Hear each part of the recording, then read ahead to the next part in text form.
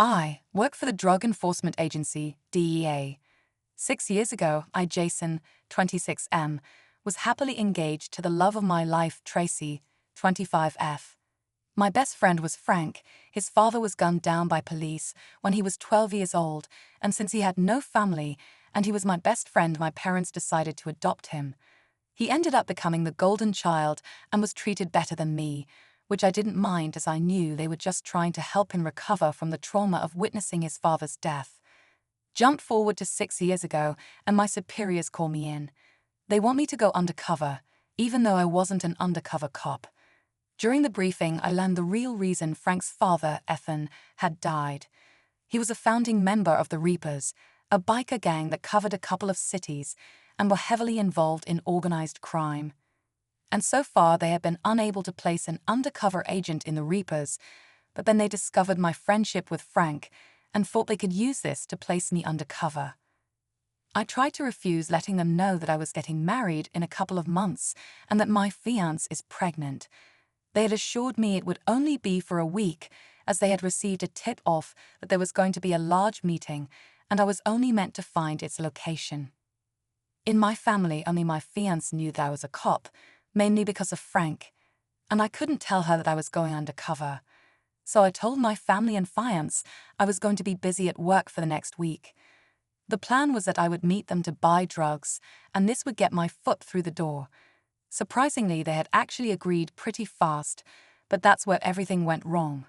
Shortly after the meeting began, there was a SWAT raid. Apparently, someone had phoned in about a possible bomb.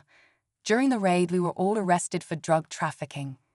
The next day, I was taken to an interrogation room where my superior was waiting. I was expecting him to be there to release me, but he told me that somehow all of the arrested bikers had claimed that I was high up in the organization, which my superior saw as the perfect opportunity for me to infiltrate the gang. And when I tried to decline, he told me that I have two options. One, that spend years in prison, or two, I help them and be known as a hero. After calling him every name I could think of, I finally agreed, since I realized that I had very little options. As per the plan, I received a 30-year sentence. My family was very disappointed in me for going to prison for buying drugs. I asked my best friend to watch my fiance for me as she was 2 months pregnant, and he assured me not to worry, he would take care of everything. During the next 5.5 years, I got lots of info that helped with the investigation, but I still couldn't get the information that we need about the leadership. This is when I was confronted by a group of bikers in the showers. They then beat me to a pulp. I was in hospital for over 3 months, and the doctors didn't know if I would make it the first week. As soon as I could, I passed on the information of who had stabbed me, as well as which wardens were on duty. This actually turned out to be a break for the investigation, as using information I had already gathered, they were able to get the names of a few of the higher-ups. And finally, I was released. My parents were told that there had been a review of my case and that I was actually innocent. From their skeptical look, I could tell they didn't believe it. When I asked them how Tracy was doing, they tried to change the subject, but after a while told me that they didn't tell her that I was arrested, but rather that I had died in a shootout between police and drug dealers. They didn't want her to wait 30 years for me to come out of prison, so they told her that I had died so that she moved on. Thus is when they dropped the next bombshell on me. She was engaged to Frank, and they were getting married in 3 months. I demanded to use a phone so that I could call her. At first my father didn't want to, but eventually gave me his phone. I called her number, but Frank answered the phone. He told me that she doesn't want to see me, but that he would come and see me in her stead. I met up with Frank at my parents' house. During the conversation, he told me that he had helped Tracy and been there for her every day, helping out with the baby. The baby was a healthy boy that Tracy named Jason in memory of me, and that he was 5 now. After 3 years, they had developed feelings for each other and had started dating. And then 6 months ago, he had proposed to her, and she said yes. After 6 years undercover, I come home to my fiance, engaged to my best friend, and my family thinking that I'm a criminal. After lots of arguing, I finally managed to arrange to see my son next week. A couple of weeks have passed. I am temporarily staying at my parents' while arranging to find somewhere to stay. Over, The last couple of weeks I have had quite a few arguments with my parents over their choice to pretend I was dead.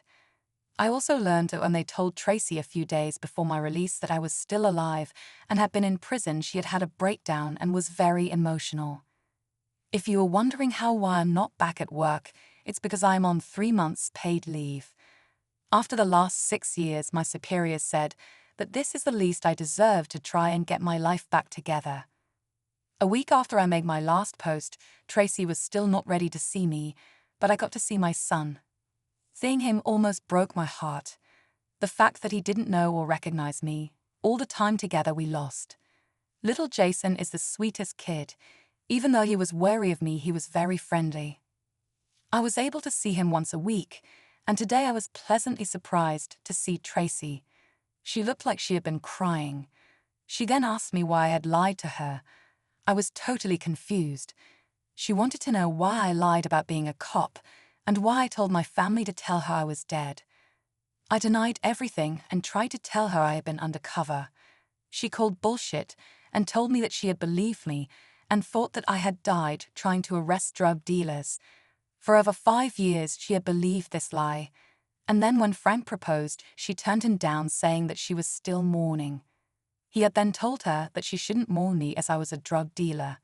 And that's when she had told him he was wrong, I was a cop. Apparently, he had been stunned speechless for a few minutes, and then had called my parents up in front of her and asked them to tell her the truth. And so they had told her that the police had confirmed I was one of the drug dealers, and they just didn't want to tarnish her memory of me, and that I had asked them to pretend I was dead because I was too ashamed to face her and to allow her to move on because I was going to be away for decades. A few days later, she had accepted his marriage proposal and got engaged to him. No matter how much I tried to explain, she wouldn't believe me and asked me to please leave their lives as her priority is her son Jason, and that in 2 months she is marrying Frank because, unlike me, he is a real man that doesn't lie to those he loves and isn't a criminal. After getting home, there was something that kept bothering me. I had been assaulted at around the same time as Frank and Tracy became engaged. So I have decided my holiday is over. Tomorrow I have to go back to work.